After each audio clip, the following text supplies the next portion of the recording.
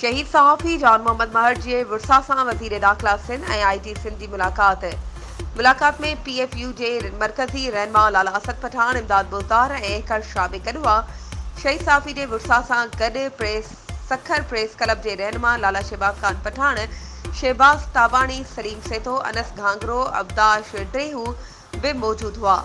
वज़ीर दाख़िला सिंध शहीद सहाफ़ी जे भाउ करमुल्ला महर ऐं सहाफ़ियुनि सां इज़हार हमदर्दी ऐं ताज़ियत भी कई। शोबा सहाफ़त में जान मोहम्मद महर जी ख़िदमतुनि ते ख़राज अक़ीदत भी पेश कई। वज़ीर दाख़िला सिंध ज़ियाउल हसन लंजार शहीद जे विरसा ऐं सहाफ़ी रहनुमानि खे मुकमल सपोर्ट ऐं ताउन जो यकीन पिणु ॾियारियो। हुन चयो त क़त्ल में मुलविस जवाबदारनि खे हर सूरत में कानून जे कटहरे में आंदो वेंदो। आई.जी. सिंध में इहो ई जुमिलो बरजायो त शहीद सहाफ़ी जे कातिलनि खे जल्द कानून जे शिकंजे में आंदो वेंदो। मुतासिर ख़ानदान खे जल्द इंसाफ़ फ़राहम कयो वेंदो। PFU जे रहनुमा लाला असद पठान चयो त शहीद सहाफ़ी जान मोहम्मद महर जे कातिलनि जी गिरफ़्तारी लाइ जंगी बुनियादुनि ते कार्रवाई थियणु घुरिजे। असांखे यकीन आहे त सिंध हुकूमत सहाफ़ियुनि जे कातिलनि जी गिरफ़्तारी खे यकीनी बणाईंदी।